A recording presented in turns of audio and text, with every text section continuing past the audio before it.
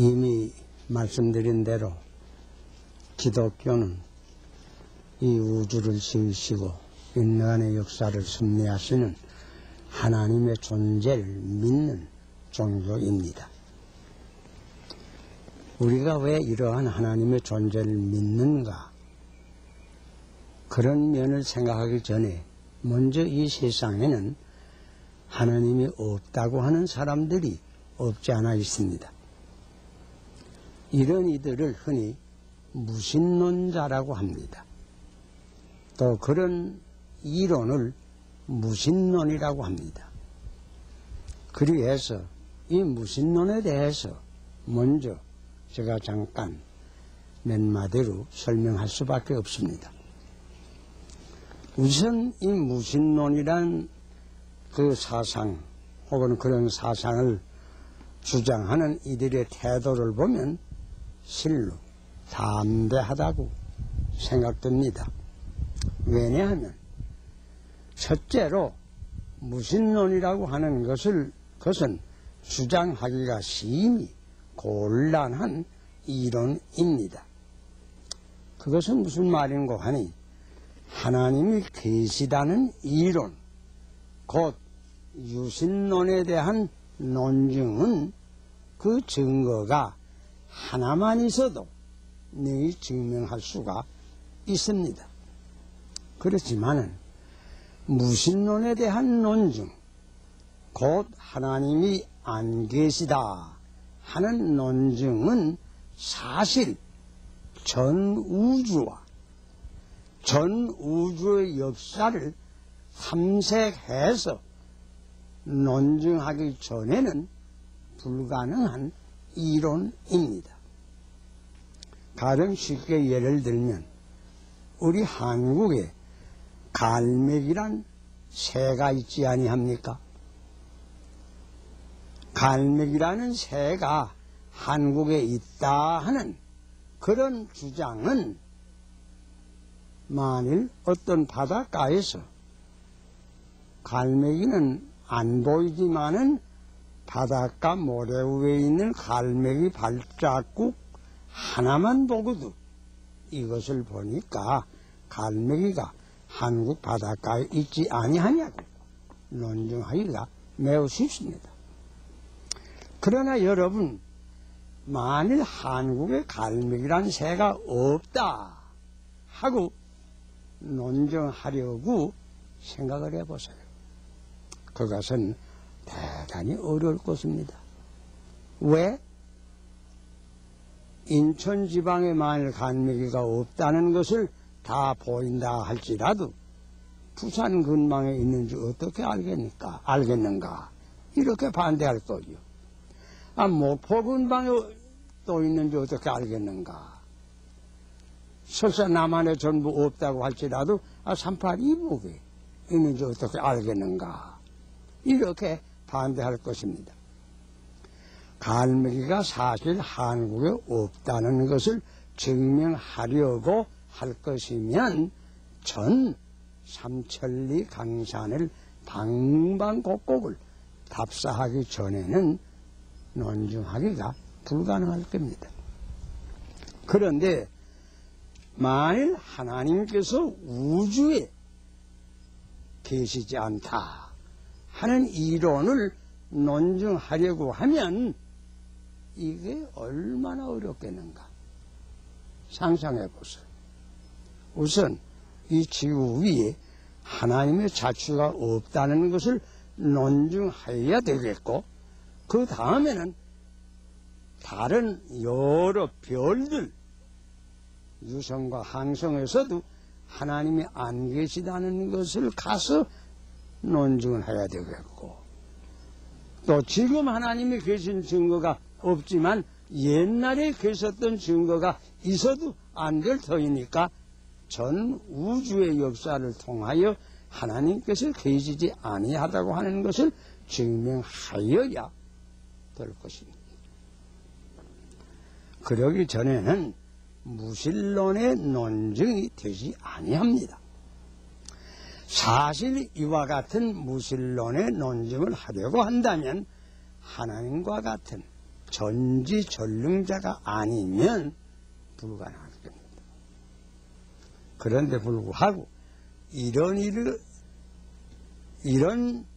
큰 일을 70년 혹 80년 이상 별로 살지 못하는 사람이 함부로 이와 같은 전능하신 하나님이 안 계시다고 주장한다는 것은 보통 사람으로는 사실 이해하기가 곤란한 사람들입니다. 생각해 보세요.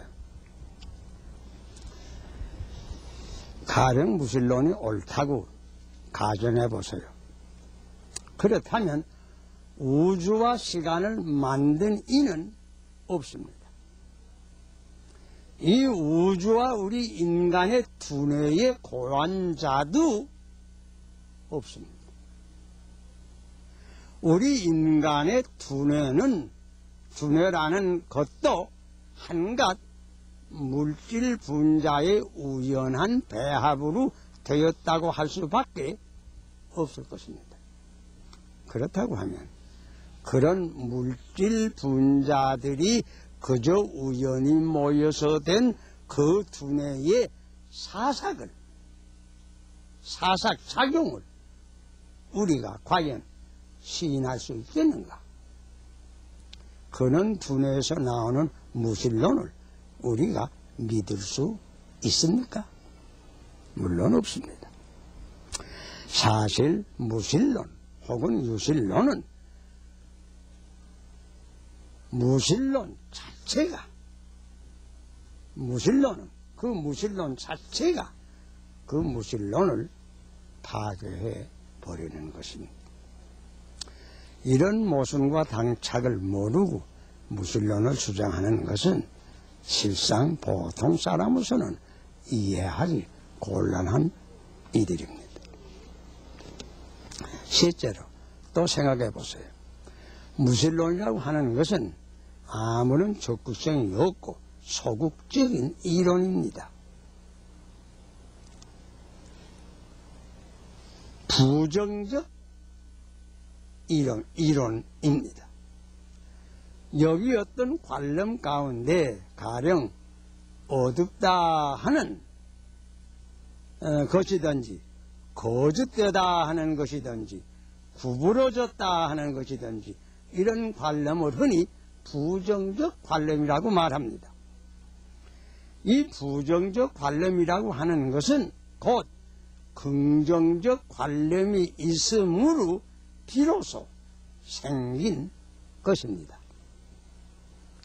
무슨 말인고 하니 빛이 없으면 어둡다고 하는 말이 있을 이치가 없습니다. 참된 것이 없으면 거짓한 말이 생기지 않았을 것입니다. 또 구부러졌다고 하는 말도 사실 고든 게 없으면 구부러졌다는 말이 있을 필요가 없습니다. 그런 부정적 관념은 긍정적 관념이 있는 까닭으로 생긴 것입니다. 사실 어둡다고 하는 관념이 있는 것은 이 세상에 빛이 있다고 하는 증거입니다.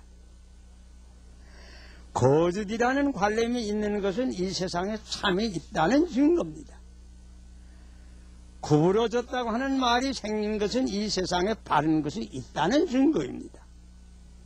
사실 무신론이라고 하는 그런 부정관념이 있는 자체가 하나님께서 곧 계신 것을 증명합니다. 그럼에도 불구하고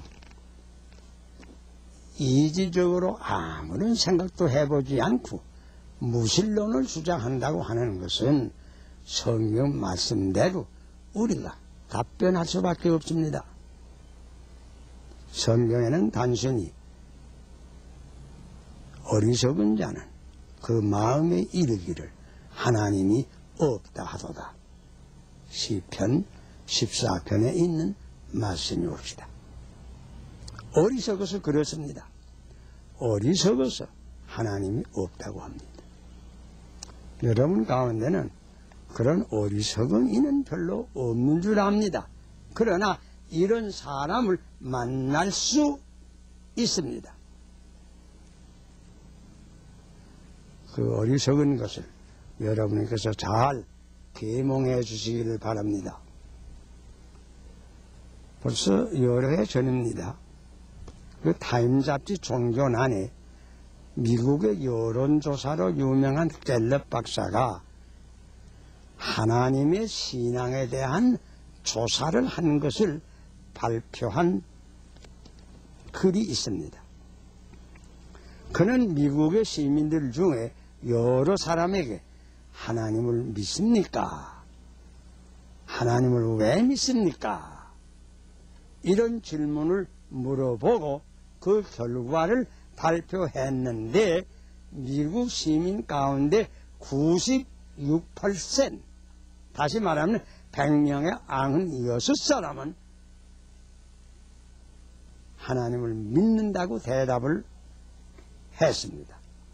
또 그 이유는 여러 가지인데 제일 많은 이유를 열거해 보면 대략 이런 이유로 믿는다고 대답하였습니다. 첫째로 우주의 질서와 그 위대한 것을 보니까 하나님이 있는 것을 믿을 수밖에 없습니다. 이런 대답이 제일 많았고, 둘째는 우주와 인간의 기원을 생각해 보니 하나님이 반드시 있을 것입니다. 그래서 믿습니다 하는 것이 두 번째 많은 대답이었고, 셋째로 성경의 교훈을 보니까 반드시 하나님께서 계십니다. 또 넷째로는 내 개인의 과거의 경험을 보니 반드시 하나님이 계십니다. 다섯째는 하나님을 믿음으로 나는 이 슬픔 많은 세상에서 위로를 받았습니다. 새 힘과 용기를 얻었습니다. 그러므로 나는 하나님을 믿습니다. 이렇게 대답하였다고 합니다. 아마 여러분 가운데는 하나님을 믿으시는 분이 대부분인 줄 물론 믿습니다. 하나님을 믿으세요. 스스로 속지 맙시다. 하나님은 만홀히 여김을 받으시는 하나님이 아니옵시다. 사람이 심는 것은 무엇이든지 그대로 거두게 됩니다.